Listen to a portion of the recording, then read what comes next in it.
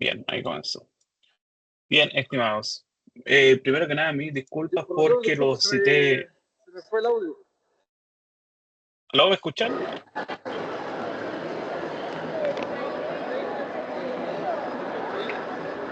¿Se escucha o no? Sí, ahí lo escucho. ¿Sí? Ah, ya, ok, perfecto.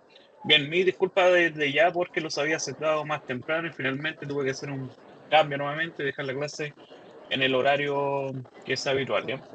Entonces, hoy vamos a comenzar con la segunda parte, que es la teoría de decisiones, que esta es una parte mucho más práctica de ejercitación directamente que teórica. La primera parte que les dejé que para que lectura es más que nada para que se vayan interiorizando un poco en el tema. Esta es la parte que me interesa que vamos trabajando juntos, dado que esta puede generar un tanto de dudas, básicamente. Entonces, vamos a ver una breve introducción a lo que son las teorías de decisiones, las decisiones de las empresas, los problemas de decisión estáticos y los criterios de elección de decisión directamente. Aquí vamos a tener unos cuantos criterios, la verdad, que son cinco en este caso los que vamos a ver, pero hay más criterios, son los que yo considero que nos van a servir mucho más y finalmente vamos a cerrar con las situaciones de riesgo. Entonces, ¿cuál es la característica principal siempre de una empresa? Es tomar decisiones y las decisiones tienen que ser tomadas desde un punto de vista bastante objetivo y nunca tomar una decisión porque sí, básicamente es como que usted se vaya a comprar una casa y solamente se vaya a ir por el lado de que no, es que me tinca. No, uno siempre tiene que estar en base a los datos, poder tomar una decisión más concreta. Entonces, les dejo aquí un poquito lo que es una decisión que yo creo que todos tienen una forma de entenderlo, pero vamos a dejarlo un poco más definido acá, que es una elección entre dos o más líneas de acción diferentes. Y el objetivo de la teoría de decisiones es racionalizar dicha elección. Y aquí vamos a evaluar todas las posibles elecciones como consecuencias. Y básicamente la consecuencia no es que usted vea que es algo bueno o malo, es que directamente va a tener una repercusión directamente, tanto positiva como negativa. ¿Ya? Entonces aquí vamos a ver los elementos que caracterizan una decisión. Vamos a tener al sujeto, en este caso generalmente son los mandos que van a tomar las decisiones y se puede ver como una persona o un grupo de personas que van a elegirlo. Vamos a ver las alternativas o los cursos de acción a seguir. Y siempre tiene que ser mínimo dos, porque si tenemos una sola opción no hay elecciones, directamente hay que tomar la opción que se tiene. Pero al tener dos, ya podemos tomar uno de los dos caminos y van a haber muchas más. Tenemos el criterio, que esto nos va a servir para determinar cuál es la alternativa a seguir. O sea, mi criterio va a ser si me conviene esto, me conviene otra cosa, etcétera. Tengo una mano levantada. José, dígame, por favor. Sí, profesor, le quisiera consultar si es posible que en algún momento de la clase usted nos pudiera intentar cómo poder aplicar la materia que estamos viendo en esta asignatura para nuestra tesis. Como estamos también con el ramo proyecto título, estamos todos enfocados en la tesis, pero la idea es que esta asignatura podamos darle una ¿Ya? aplicación directa a algunos capítulos de la tesis, poder agregar algo ahí que pueda complementar. Si usted tuviera Tendría esa que... visión que pudiera compartir, por favor. Sí, sí. Directamente ahí yo creo que igualmente serviría, por ejemplo, decisiones.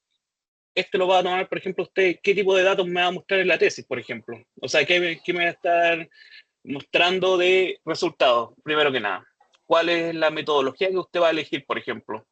Si bien no es como tan aplicada directamente, esta materia se ve como un poquito más aplicada al tema de las empresas. Yo creo que si hay alguien que está en una tesis de optimización, por ejemplo, creo que le va a servir bastante esta materia, pero tendría que verlo más directamente con qué tema de tesis estaría haciendo. Ya para, en mi caso, profesor, estoy haciendo una tesis de investigación. Ya, ok, perfecto. Por eso entonces estaba De, tratando de pensar en qué, cómo podría aplicar a mi tesis esta materia de esta asignatura. si gusta, después me puede escribir un correo para que lo veamos bien más en detalle, porque de una de tesis de investigación, igualmente tiene cierta línea que al final y al cabo usted está tratando, me imagino, de llegar a un resultado en base a una metodología que usted está aplicando en estos momentos. Entonces, yo creo que valdría la pena que lo viéramos un poquito más en detalle. ¿Le parece? Sí, profesor, muchas gracias. Sí, me escribe un correo nomás, ya no hay problema. Ok. Entonces, vamos a ver una definición de algunos conceptos importantes que es un poquito de texto que decidir es elegir entre varias alternativas, eso ya lo conocemos. Inicialmente se debe diferenciar las variables controlables. Esto es importante. Usted tiene que siempre estar consciente de que hay variables que usted controla y variables que usted no controla. Las controlables van a ser las variables de decisión, o sea, son datos, o sea, variables directamente, perdón, que usted va a poder manejarlo de cierta forma, puede influir directamente en ellos, pero van a haber siempre variables que uno no controla y van a ir apareciendo, y siempre son muchas variables, entonces uno también tiene que saber con cuáles variables va a estar trabajando de dicha forma. Esto ya lo pueden ir aplicando, por ejemplo, un poco a su tema de tesis, ver cuáles son las variables que usted controla y cuáles son las no variables que no controla, y ahí va a tener ya un poquito para su metodología. El pago, esta es la consecuencia que resulta de una combinación de alternativas elegidas. ¿Ya? Y bueno, y la ocurrencia va a ser el particular estado de la naturaleza que va a repercutir de la decisión que usted va a tomar. Tipos de decisiones, vamos a tener, tomando como criterio la información disponible, las decisiones se pueden clasificar en tres tipos: decisión en condiciones de certeza, en condiciones de riesgo y en condiciones de incertidumbre. Vamos a ver de qué trata. Con certeza, usted tiene información clara, exacta y completa. El riesgo es súper bajo, o sea, casi siempre uno se tiende a ir por una decisión con una certeza bastante clara, la verdad. Uno pocas veces se arriesgaría a elegir si no conoce los datos o las consecuencias, y por lo tanto, esta es la que todos queríamos tomar, pero esta es la de un mundo idealizado, no siempre vamos a tener todos los datos claros y la información completa, por ejemplo. Tenemos las condiciones de riesgo, que esta es una probabilidad de ocurrencia y el riesgo es medio. Es decir, puede que algunos datos no estén disponibles y vamos a tener que inventar un poco. Y no, la palabra no es inventar en realidad, sino que vamos a tener que trabajar con lo que tenemos, básicamente.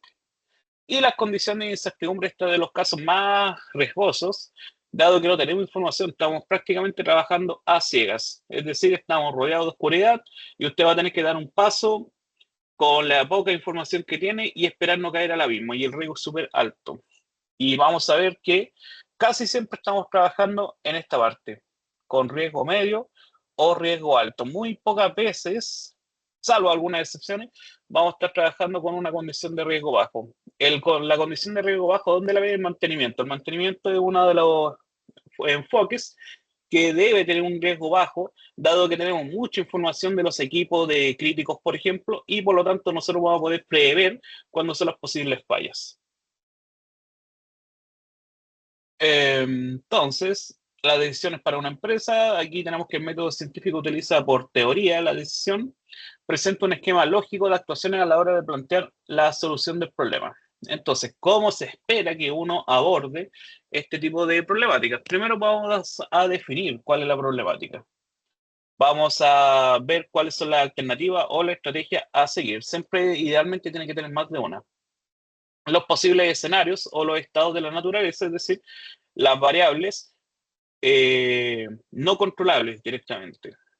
La obtención de resultados y valoración de los mismos, la predicción de probabilidad sobre la ocurrencia, los criterios de decisión, es decir, si vamos a elegirlo bajo qué criterio, identificar el tipo de decisión, si va a ser estática o secuencial, y finalmente identificar el contexto en el que se toma la decisión, si estamos trabajando en incertidumbre, riesgo y o con certeza directamente. A veces puede pasar lo mismo, que estamos trabajando con uno y con otro, dado que tenemos muchos datos, pero quizás no esos datos son los que nos van a llevar a una certeza real. ¿Ven? De los pasos a seguir más complejo es los posibles escenarios, dado que podemos tener algunos escenarios, pero siempre van a ir apareciendo más variables de naturaleza. Entonces, el proceso de decisión lo vamos a sintetizar en una matriz de decisión, o de consecuencia o de ganancia. Tómelo de esa forma, no siempre va a ser algo bueno o malo. Y esta es una matriz que consta de tantas filas como alternativas o estrategias que se contemplen y de tantas columnas de estados naturales sean posibles. Es decir, las filas, perdón, aquí las filas, toda esta línea para acá, van a hacer directamente nuestras alternativas variables de control que nosotros tenemos, es decir, variables que nosotros podemos controlar. Van a ser aquí, hacia acá. Y las columnas, es decir, hacia acá abajo, hacia acá abajo y hacia acá abajo, van a ser todos esos estados de naturaleza, los cuales mencionaba que no tenemos control sobre ellos, que son las variables de estado de naturaleza. Entonces, a las filas de estrategia o variables de control las vamos a llamar un A sub i, es decir, un i hasta cuantas tengamos, y la de estado de naturaleza van a ser un e sub j y vamos a tener posible estado hasta un valor m. Por lo tanto, nosotros vamos a tener una matriz de n por m, es decir, n no necesariamente tiene que ser igual a m. Así que podemos tener muy pocas variables de control, pero vamos a tener muchísimas variables de estado, por ejemplo, y ahí nuestra matriz ya se va a complicar un poquito más. Les dejo un ejemplo para que vamos viendo al tiro cómo se va aplicando esto. Les dejo aquí un enunciado inventado. Codelco tiene una ganancia de $1 millón y decide invertirlos por un año. Inversiones, una empresa de inversiones, sugiere a la gerencia 5 posibles inversiones. Vamos a invertir en oro, bonos, negocio en desarrollo, certificación de depósito y acciones. Son acciones inventadas ahí. La gerencia debe decidir cuánto invertir en cada opción. Y la siguiente tabla va a representar las ganancias que se obtienen para cada escenario posible de comportamiento del mercado.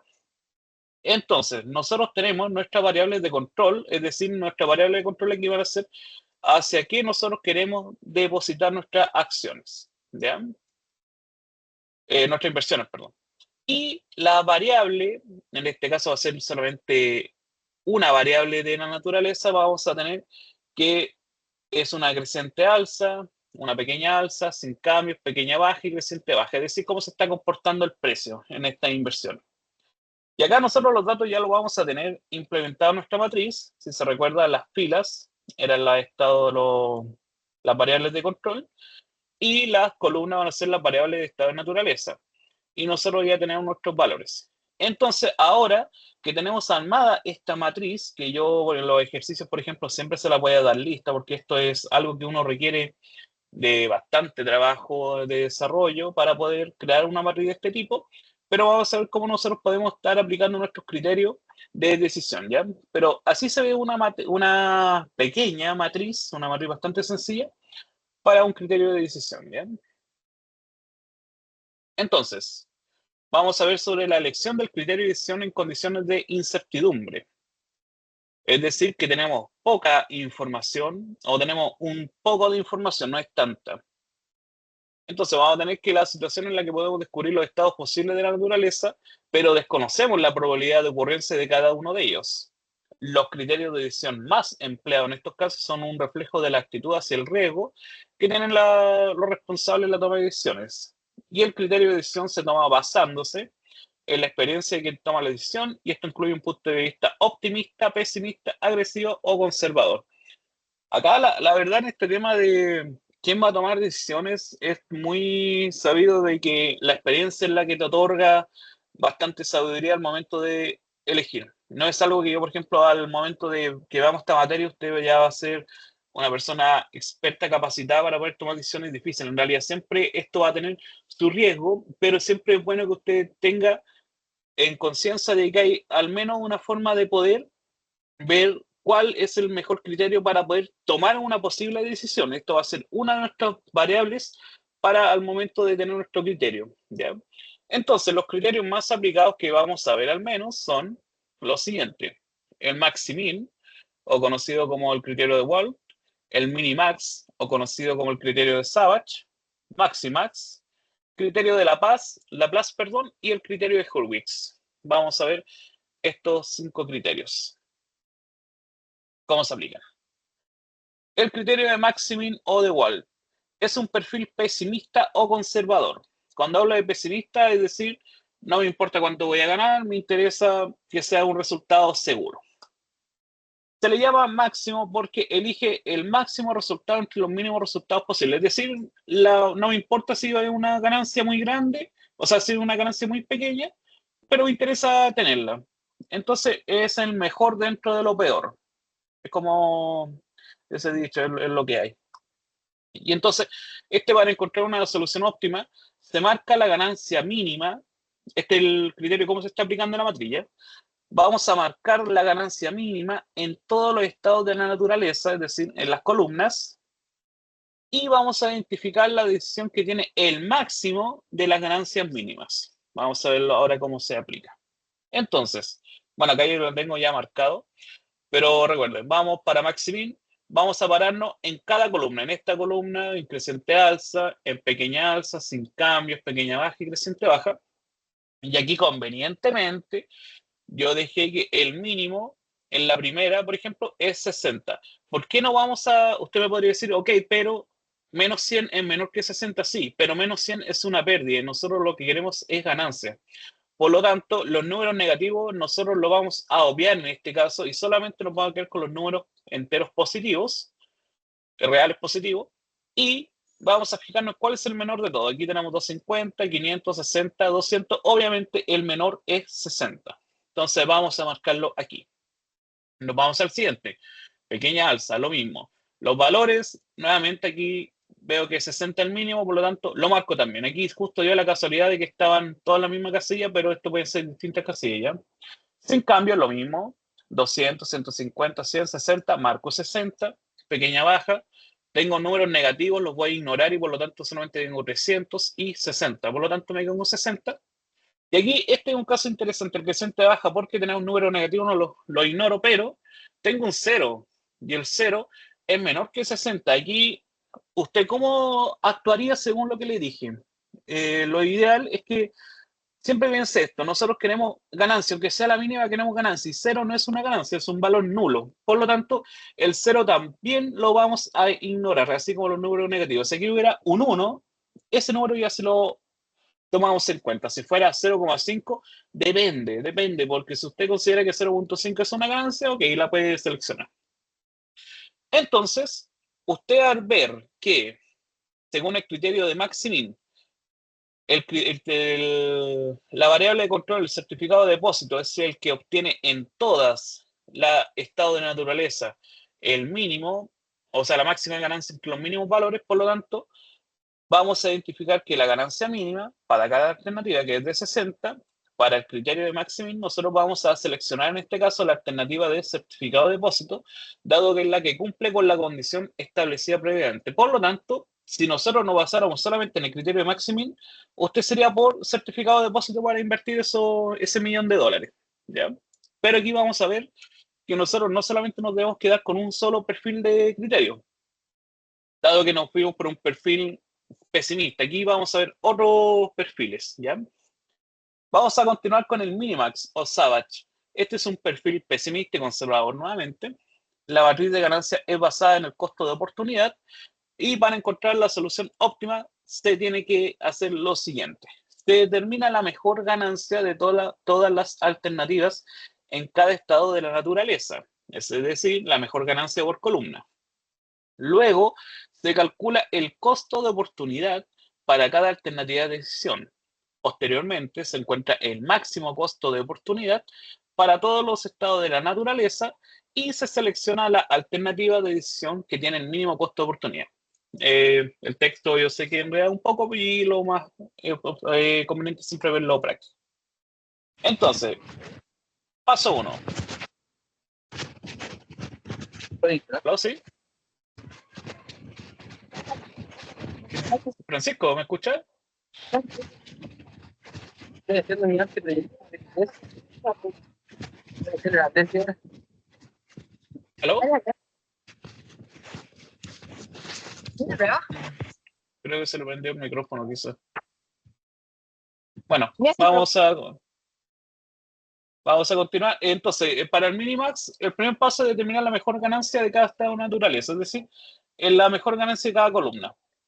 Aquí ya vamos a ver que los valores van variando un poco. En la creciente alza tenemos que la de negocio tiene la mejor ganancia, en pequeña alza vemos que el negocio nuevamente tiene la mejor ganancia. En sin cambio vemos que el oro tiene la mejor ganancia. En pequeña baja vemos que el oro tiene la mejor ganancia. Y en creciente baja vemos que el certificado de depósito es el que tiene la mejor ganancia. Así que este ya estamos viendo que no va a ser tan directo como el criterio anterior. Entonces, ahora vamos al paso 2 y a calcular el costo de oportunidad. El costo de oportunidad se calcula como la mejor ganancia menos la ganancia de alternativa. ¿Ya? Entonces, ¿cuál es la ganancia alternativa? Es la que nosotros seleccionamos anteriormente. Aquí, para esta columna seleccionamos 500, para esta columna seleccionamos 250, para esta columna 200 y así sucesivamente, ¿ya? Entonces, vamos a ir restando la mejor ganancia menos la ganancia alternativa. La primera, teníamos 500 menos el valor de 100, que es el valor de 100 que ya estaba en la matriz original, y nos va a dar una resta que multiplicando menos con menos no da más, sino va a dar un valor de 600. Luego tenemos la mejor ganancia menos la ganancia que ya estaba y nos da un valor de 250. 500 menos siempre la ganancia alternativa, esta es la misma ganancia que es la mejor ganancia, va a dar 0. Y así sucesivamente, 500 menos 60, 440 y 500 menos 200, 300, ¿ya? Lo hacemos así para todas las columnas y finalmente nosotros tenemos que ver cuál es el máximo costo de oportunidad para cada control, o sea, para cada variable de control. En este caso, para oro, vemos que la mejor ganancia es 600, por lo tanto lo dejamos aquí, el máximo costo de oportunidad. Para los bonos, vemos que tenemos 250, 50, 50, 400, 210, 400 es la mejor, la anotamos. La de negocio, 0, 0, 100, 500, 660, esta es la mejor, la anotamos. Certificado de depósito 440, 190, 240, 0, la anotamos. Y así sucesivamente. Por lo tanto, usted ya tiene su máximo costo de oportunidad y aquí tiene que elegir el mínimo costo de oportunidad máximo. Es decir, tiene que seleccionar entre todo este máximo costo el mínimo valor. Aquí tenemos 600, 400, 660, 440 y 500. Por lo tanto, según el criterio de Minimax o Savage, vamos a elegir el máximo costo de oportunidad, que en este caso son 400, y que corresponde a bonos para invertir. Por lo tanto, según el criterio anterior, el Maximax, tenemos que el certificado de depósito era la mejor opción y ahora tenemos que bonos es la mejor opción. Así que ve que según el criterio que usted vaya viendo, en realidad van a ir variando. ¿Y uno cómo va a tomar la decisión? Según cuántos criterios apoyen mi estado de, mi variable de control en este caso. Si todas mis variables de control, por ejemplo, me dijeran, o sea, todos los criterios me dijeran que es mejor invertir en oro, obviamente voy a invertir en oro, pero siempre va a haber diferencias. Y esto es lo que hace un poquito una complejidad bastante bonita, según yo, el criterio de decisiones, porque al final y al cabo no siempre nos van a dar que es la mejor variable de control una que otra. Entonces pasamos al criterio Maximax. Este criterio se basa en el mejor de los casos. Aquí vamos a ver un punto de vista bastante optimista y agresivo. Un decisor optimista que cree que siempre tendrá el mejor resultado sin importar la decisión tomada. Lo que uno siempre que debería ser en la vida, siempre ser optimista. Y aquí vamos a encontrar la mejor decisión óptima, se busca de la mejor forma. Se marca la máxima ganancia para cada alternativa de decisión y se selecciona la decisión que tiene la máxima de las máximas ganancias. ¿Se acuerdan que en la anterior nosotros elegimos la mínima de la máxima ganancia? Ahora nosotros nos vamos a ir por la máxima de las máximas ganancias. Entonces, ¿cómo lo hacemos? Nos vamos, en este caso, no a concentrar en las columnas, sino que nos vamos a concentrar en las filas. Entonces, vamos a seleccionar primero la de oro. Aquí, mil disculpas, era en vez de 200 era 300 para este caso. No era 200. Esta columna, por favor, ignórela. Aquí la pequeña baja es la que tiene la máxima ganancia. Ya era 300, no 200. Fue error mío ese. Para bonos, tenemos valores de 250, 200, 150. Números negativos los vamos a ignorar. Por lo tanto, el 250 es nuestro número mayor. La de negocio, tenemos 500, 250, 100, números negativos, los ignoros, y por lo tanto nos quedamos con el resultado de 500. El certificado de depósito eran siempre 60, así que vamos a mantenerlo aquí en 60. Y las acciones vemos que 200 es el número mayor. Y de todos estos números de 300, 250, 500, 60 y 200, nuestro máximo valor es de 500. Por lo tanto, esta va a ser nuestra elección más óptima según el criterio Maximax para invertir nuestro dinero directamente. Así que si se fijan, anteriormente creo que tuvimos bonos, en el anterior tuvimos certificado de depósito y ahora tenemos negocio, así que tenemos 3 elecciones según los criterios de decisión distintos. Así que estamos divergiendo un poco de una sola respuesta, la verdad. Ahora nos vamos con el criterio de razonamiento insuficiente o el criterio de Laplace. Entonces, sus características. Este es ideal para quienes no se consideran optimistas ni pesimistas.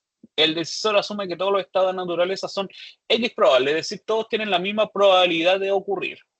Y para encontrar la decisión más óptima se tiene que seleccionar la decisión con el mayor valor esperado, y el valor esperado se calcula como el valor de x sub en función de x sub i. Esto va a ser igual a la sumatoria de j igual 1 hasta el valor m de los valores de x y j por la probabilidad que ocurra el estado. Vamos a ver esta fórmula cómo se calcula, ya para que no se preocupen, no es compleja. Entonces, donde PJ que mencionaba es la probabilidad de que ocurra el estado de naturaleza, y además la suma de todos los estados debe ser igual a 1. ¿Por qué tiene que ser igual a 1? Porque son probabilidades. Entonces todas las probabilidades van a ser valores como 0,1, 0,2, 0,3, así. Y toda la suma tiene que ser igual a 1 para que se respete como el 100%. ¿Ya? Aquí esto solamente para decir que toda la suma de las probabilidades tiene que ser igual a 1. Entonces, ¿cómo lo vamos a calcular? Esto ya se vuelve un poquito más complejo, pero no complejo matemáticamente, sino que hay que ser ordenado para hacerlo. Ese es mi consejo siempre. Entonces, como dijimos que todos los estados de naturaleza son X probables, nosotros tenemos que dividir, en este caso, el 100% entre las 5 estados de naturaleza. Tenemos 1, 2, 3, 4, 5. Y como dijimos que el 100% equivale a 1, nosotros vamos a dividir 1 entre 5, nos va a dar un valor de 0,2. Es decir, cada estado de la naturaleza tiene 0,2%, o sea, 0,2 o el 20% de ocurrir, como son todos X probables. ¿Ya? Entonces, no sé si alguien levantó la mano, José o no. Bueno, entonces, ¿qué vamos a hacer? Vamos a multiplicar el valor de nuestro estado de naturaleza por la probabilidad, menos 100 por 0,2 nos da un valor de menos 20. A continuación seguimos, estamos aquí en la columna, 250 por la probabilidad que es 0,2, 50, así sucesivamente, para todas las columnas. Siempre vamos a multiplicar la misma probabilidad, ¿ya? Y entonces acá nosotros vamos a hacer después una sumatoria total de todas estas filas. Vamos a sumar menos 20, más 20, 0, 40, más 60, 100, más 0, 100. Vamos con la siguiente fila. 50 más 40, 90, más 30, 120, menos 20, 100, menos 30, 70, y así sucesivamente para todas las filas. Y posteriormente nosotros vamos a seleccionar el que tenga el mayor valor de la sumatoria total. Y aquí en este caso es la inversión en oro en la que tiene el mayor valor, y por lo tanto, según el criterio de Laplace, aquí nosotros deberíamos invertir nuestro dinero. Aquí fíjese, tenemos ya para oro, para bonos, negocios, certificado de depósito. Prácticamente nuestros resultados ya divergieron completamente. Acá simplemente les dejo la sumatoria de qué estábamos haciendo, y estos valores son los que vamos anotando aquí en la columna de sumatoria total, ¿ya? Entonces, por lo tanto, la opción más óptima sería la de oro, ya que tiene un valor esperado de 100. Y aquí les dejo una nota que el criterio de Laplace siempre considera el mismo peso para todos los estados de naturaleza, lo que expliqué un poquito, ya que usted tiene que tomar el valor 1 y dividirlo entre todos los estados de la naturaleza para saber cuánto es el porcentaje. Ese siempre déjelo en decimales, porque si lo deja en porcentaje, después tiene que hacer la división por 100, ¿ya? O si no, le van a quedar valores muy grandes. Siempre trabaje la probabilidad en valores decimales, por favor. Vamos al criterio de Hurwitz, que este es el criterio intermedio entre maximin y el maximax, y este supone la combinación de ponderaciones de optimismo y pesimismo. Este sugiere la definición del llamado coeficiente de optimismo, un coeficiente alfa, y propone que se utilice como el criterio de decisión una media ponderada entre el máximo resultado asociado a cada alternativa y el mínimo resultado asociado a la misma. Es un poquito enredado, pero va a ver que no es tanto, ¿ya? Entonces, para aplicarlo vamos a marcar el máximo y el mínimo de cada alternativa, y según el coeficiente de optimismo, que es un valor que se va a dar, se multiplica por este, y el mínimo se multiplica por 1 menos el coeficiente de optimismo. Luego se suman los dos y finalmente se elige el máximo entre ambas alternativas. Con un ejemplo queda mucho más claro. Importante, el criterio de alfa tiene que estar entre 0 y 1, y tal que cuando se aproxima a 1 es mayor el optimismo. O sea, mientras más cercano a 1, soy más optimista, y mientras más alejado de 1 es, soy más pesimista, ¿ya? Y entonces finalmente nosotros podemos ver que el criterio de Hurwitz queda de la siguiente forma: el coeficiente alfa por el máximo de los valores más 1 menos alfa por el mínimo de los valores. Entonces, vamos a definir un criterio alfa igual a 0.5, ¿ya?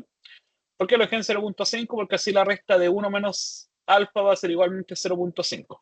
Entonces, vamos para la fila del oro.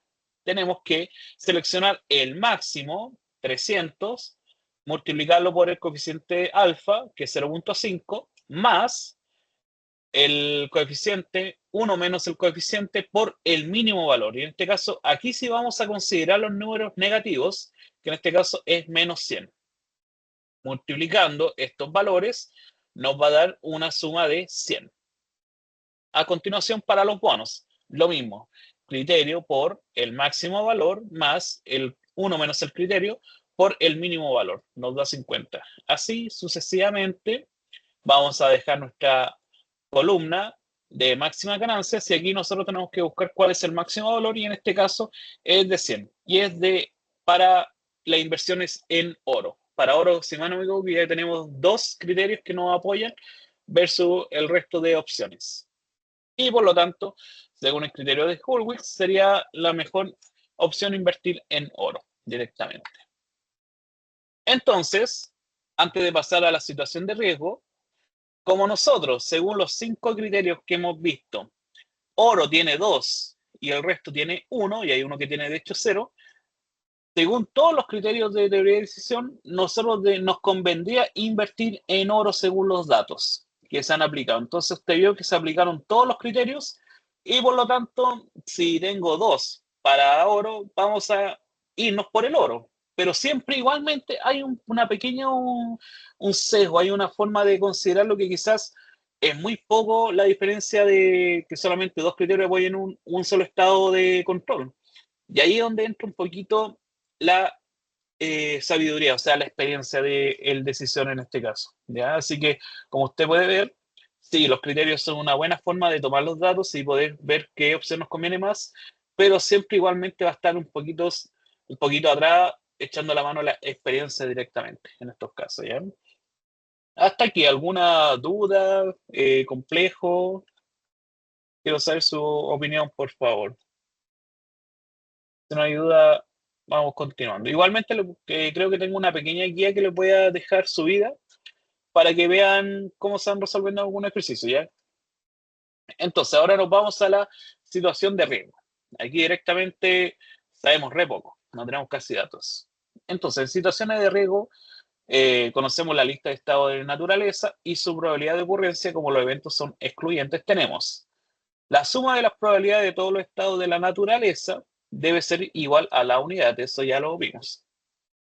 El criterio de la ganancia esperada es una herramienta utilizada para tomar decisiones bajo incertidumbre, es decir, poca información. La idea es seleccionar la alternativa que maximiza la ganancia esperada. la cual se calcula multiplicando las ganancias posibles bajo cada estado de naturaleza por la probabilidad de que dicho estado ocurra y luego sumando estos valores. Dejo la fórmula que es bien similar, si se fija, a la del criterio de Hurwitz. Perdón, a la de el criterio de Laplace. Entonces, ¿cómo se hace? Vamos a tener una ganancia esperada. Vamos a suponer las siguientes probabilidades que van a ocurrir cada estado de naturaleza. Aquí esto es súper aleatorio, la verdad. Puede que estos estados vayan cambiando con el tiempo. No necesariamente se empiezan a mantener así. Entonces, vamos a tener que la creciente alza va a tener una probabilidad de estado de 0.2 o del 20%. Pequeña alza de el 0.3 o 30%, si cambio 0.3 o 30%, pequeña baja y creciente baja van a ser el 0.1 o 10%. La suma de todos estos decimales tiene que ser igual a 1, ¿ya? Por lo tanto, nosotros vamos a tener lo siguiente. Aquí vamos a trabajar en columnas, con cada columna, ¿ya? Creciente alza, vamos a tomar su valor y lo vamos a multiplicar por su probabilidad, que en este caso es menos 100 por 0,2, más. Pequeña alza, perdón, vamos a trabajar en fila. Vamos, siempre aquí, fíjese en la fila, ¿ya? Pequeña alza tiene una probabilidad de 0.3 de ocurrencia, por lo tanto vamos a multiplicar el 100 por 0.3.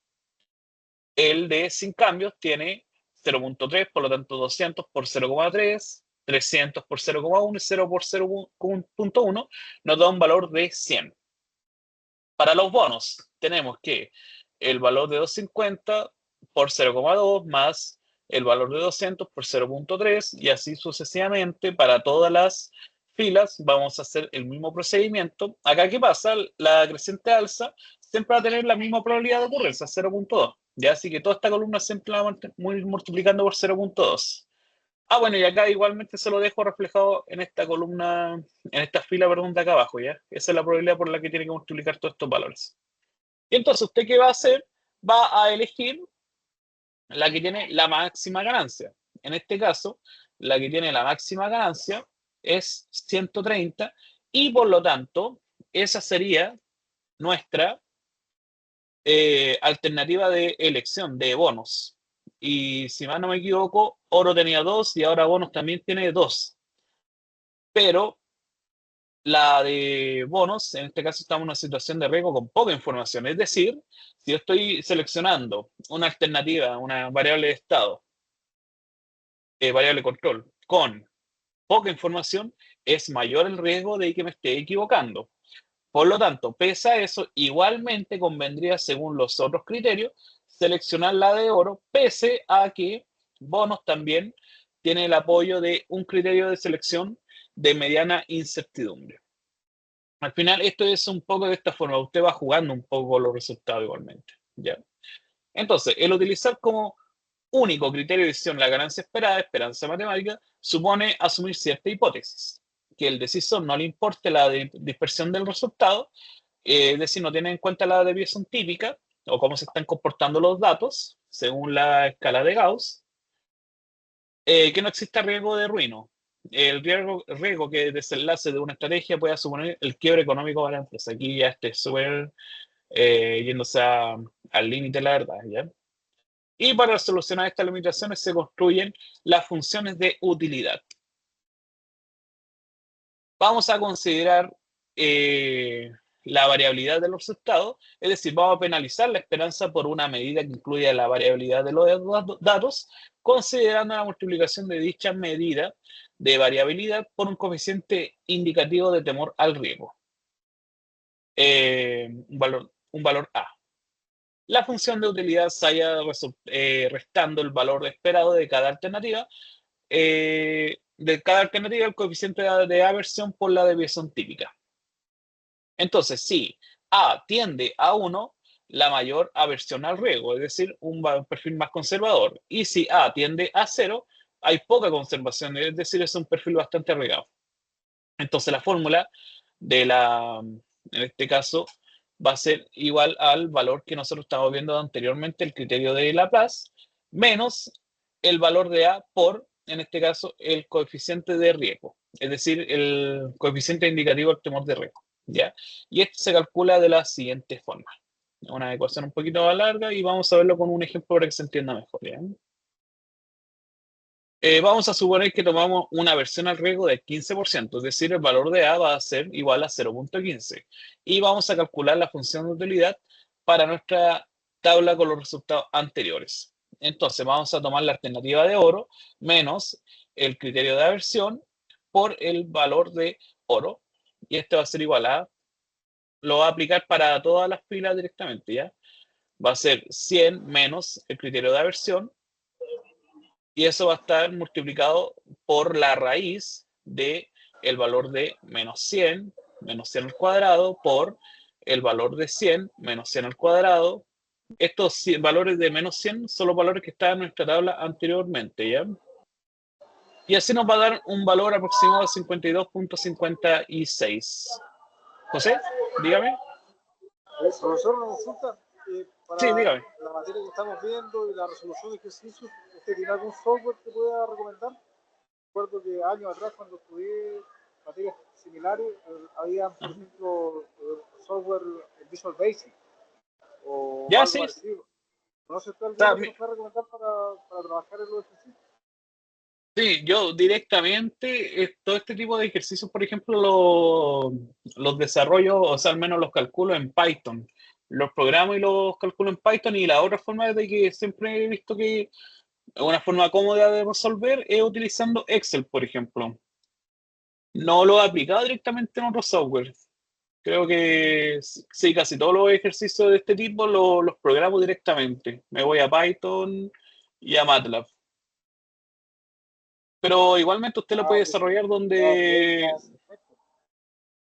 No, si no es Update que en sea como Python. más complejo, sí, es cosa de gusto. Yo, la verdad, si usted lo hace a mano, se aprecia también el cálculo a mano, con calculadora, ¿ya? No creen que simplemente si lo programa va a ser mejor o no, es simplemente la forma que uno trabaja. Si usted lo hace en Excel, también se agradece en Excel, por ejemplo, ¿ya?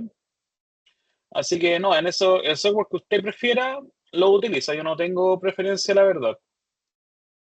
Aparte que igualmente siempre es bueno ir como viendo en qué software trabajan las otras personas y así uno también va aprendiendo un poco, la verdad.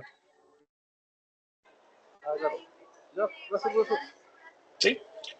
Entonces, finalmente, este criterio de la función de utilidad es un criterio un poquito más complejo de calcular, pero no más que esto, la verdad. Es simplemente aplicar la fórmula y que nos vayan dando los resultados, pero eh, yo creo que directamente se va a entender mejor con un ejercicio de ejemplo que tengo, que se lo voy a dejar subido, ¿ya? Y bueno, al final vamos a elegir que la alternativa que maximiza la función de utilidad, en este caso sería la número 5 de acciones, que nos da con un valor de 74.47 directamente, ¿ya? Pero voy a evaluar si esta función directamente la vamos a ver en la prueba, ya dado que si bien el cálculo es un tanto complejo, a veces los valores, los resultados que se obtienen se alejan bastante de la realidad. Así que yo creo que vamos a quedarnos simplemente con los criterios de, de poca situación de riesgo. A lo mucho sería este tipo de criterio, el de la situación de riesgo y con los criterios que vimos anteriormente, que son los criterios Hurwitz y los anteriores, de Laplace, Maximax, Minimix y Minimax. ¿Bien? Sí, porque este último criterio es bastante, un poquito más complejo de calcular directamente. Entonces, bueno, aquí les dejo un pequeño ejemplo para que vean cómo se practica directamente. Los criterios, por favor, véalo ya. Está en la clase para que lo vaya viendo. Es una matriz pequeña y muestro cómo se van resolviendo ejercicios distintos. Aquí tenemos, por ejemplo, 3 estados de naturaleza versus 3 estados de variables de control directamente. ¿Ya? Y también se resuelve. Bien, eso sería la clase de hoy. ¿Alguna duda, consulta? Me gustaría escucharlos un poquito igualmente.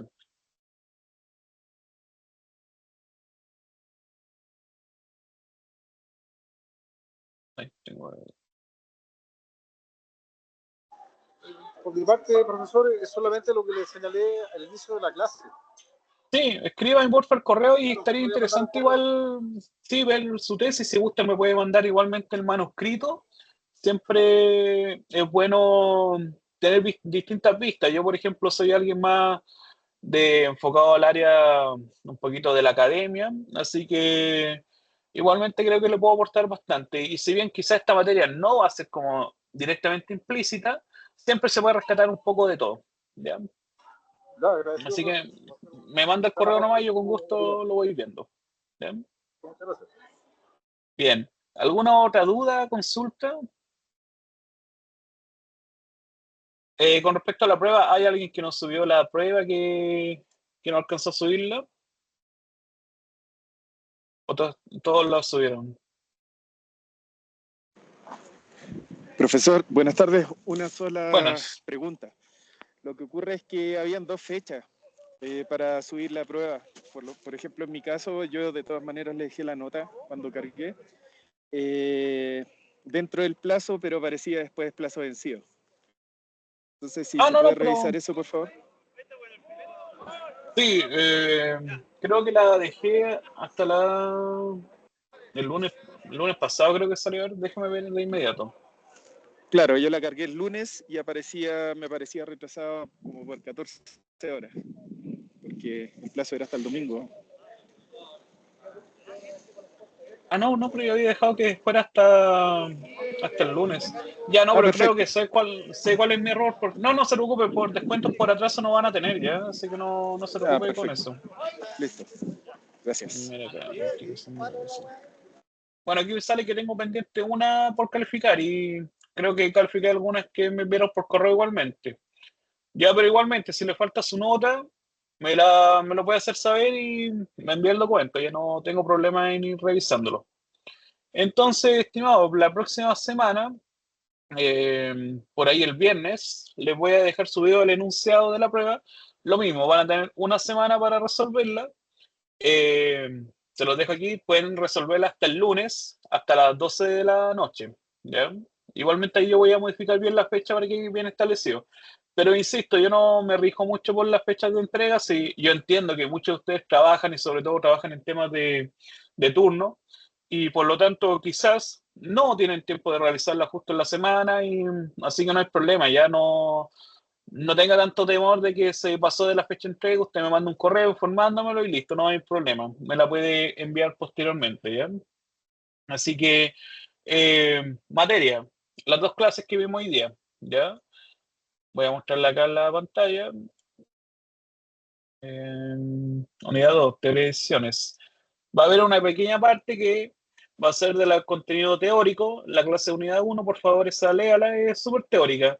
Y la clase 2, esta clase, vamos a ver, te lo voy a dejar acá, los criterios. La elección de los criterios de edición en condiciones de incertidumbre. No nos vamos a ir al riesgo. Ya solamente nos vamos a quedar con el punto 4. Va a ser de esta forma. Les voy a dejar un ejercicio similar al que vimos de este enunciado de Codelco y van a tener que aplicar los 5 criterios y van a tener que decir, según los criterios, con cuál opción o estado de control usted se queda. Eso básicamente sería la prueba. Ya un ejercicio, una parte un poco teórica y una parte un poco más práctica. ¿Ya? Bien, eso por mi parte. ¿Alguna duda, consulta adicional? Profesor, ¿de todas maneras va a subir la guía que mencionó en la clase o ya que se Sí. queda afuera? Ah, es que mire, es que justamente la tengo acá. Es un ejemplo de función de utilidad, pero creo que esta parte la vamos a dejar aparte, Ah, porque ya, ya perfecto. sí, es bastante materia ya con solamente un ejercicio de criterio de decisión en condiciones de incertidumbre. Ya para mí, considerándolo, es bastante alargado, la verdad. Así que creo que considero que ya es suficiente para realizar una prueba. ¿Ya? Copia, profesor. Sí, no, aparte que este tipo de función había veces he hecho ejercicio con esta forma y hay resultados que no, se me van a las pailas, la verdad, y es simplemente porque se eligen. Yo personalmente he elegido más los estados de naturaleza, entonces para que vea que la verdad es bastante complejo trabajar en esta área de la televisión, es un área que me he ido involucrando bastante y es un poco para calentarse la cabeza, la verdad. Así que no, dejemos este de ejemplo de función de utilidad afuera. Aparte que los trimestres pasados he hecho ejercicio de función de utilidad y no, de los resultados, la verdad, se van lejos. Así para no calentar tanto la cabeza a ustedes tampoco. Sí. La idea es que usted vea esta materia y de alguna forma sienta que le va a servir para mismo su formación, tesis quizás. O quizás algún momento que tenga que quizás ver una decisión, se acuerde, yo vi un tipo que me pasó esta materia que quizás me va a servir un poco ahora. Al fin y al cabo eso me interesa, que sea algo más práctico para ustedes. ¿Ya? Bien, si no hay más dudas, voy a dejar de grabar la clase. Se la voy a dejar subida